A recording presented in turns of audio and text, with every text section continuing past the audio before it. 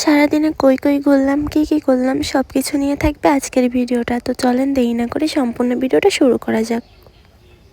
আসসালামু আলাইকুম, কি অবস্থা সবার? তো চলে আসছি মাজারের দিকে, কেননা বাগেরহাটে এমন কোনো জায়গা নেই যে সেখানে একটু ঘুরতে যাওয়ার মতো। এরপরও কোথায় যাইবো ভাবতে ভাবতে চলে আসছি মাজারের দিকে। আসার টাইমে ভাবছি হয়তো শীতকালে কোনো লোকজনই আসবে না মাজারে, তবে আমার ধারণা একদমই ভুল। আর এসে দেখলাম অনেক ধরনের দোকান বসছে মাজারে। অন্যান্য দিনে দেখি কটন ক্যান্ডিওয়ালা একজন আসে, তো আজকে দেখলাম অনেকজন আসছে। আর এখানে কিন্তু কেকের দোকানও বসছে, তারপরে নিজের হাতে চুড়ি বানিয়েও দোকান দিচ্ছে। তবে আমার এই ছোট ছোট উদ্যোগটা কিন্তু ভালোই লাগে খুব। এরপর আমার চোখ পড়ে গেল ঘাটের দিকে, যে ঘাটে হয়তো কুমির আসছে, না হয় মাছ আসছে। তা না হলে ঘাটে এত মানুষজন কখনোই জমা হবে না একসাথে। তো যেটা ভাবছি সেটাই হয়েছে, কুমির না, এখানে মাছই ছিল।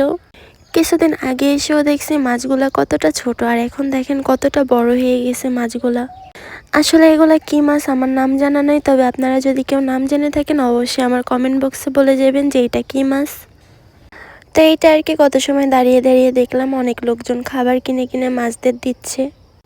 আর এই মাছ দেখার জন্যই ঘাটে এত লোকজনের ভিড়। ভাবছি শীতকাল তেমন লোকজন হবে না, তবে আমার ধারণা কিন্তু একদমই ভুল ছিল। আজকে দেখেন কতটা পরিমাণ লোকজন আসছে মাজারে। সে যাই হোক, কত সময় উপর থেকে ঘুরে টুরে এখন নিচের দিকে যাচ্ছি। অনেক দিন পর ঘুরতে বেরোইছি বাগেরহাটে, ঘোরার মতোই মণিগঞ্জ ব্রিজ আর পৌর পার্কে আছে, তবে সেইখানে যাইতে আর ভালো লাগে না, না পেরে চলে আসছি বাসার পাশে মাজারেই। এরপর জুই আর আমি হাঁটা শুরু করছি নিচের দিকে যাওয়ার জন্য, কেননা উপরে থাকতে আর একটুও মন যাচ্ছে না। আর আপনারা এখন ভিডিওতে উপর থেকে দেখলেই বুঝতে পারবেন যে আজকে কতটা পরিমাণ লোকজন হয়েছে। আমার দেখা স্বরূপ মনে হচ্ছিল যে আমরা দুইজনই হয়তো নিচে যাচ্ছি, তাছাড়া বাকি সবাই হয়তো উপরে যাচ্ছে। তারপর আর কি দুইজনে হাঁটতে হাঁটতে গল্প করতে করতে চলে আসছি মাজারের একদম গেটের কাছে। গেটের কাছে এসে তারপর দুজনে বসে পড়ছি মাজারের সবচেয়ে মজাদার আলুর চপ ও পেঁয়াজু খাওয়ার জন্য। আর মাজারের এই আলুর চপ আর পেঁয়াজু কে কে খাইছেন অবশ্যই সবাই আমাকে কমেন্ট করে জানাবেন।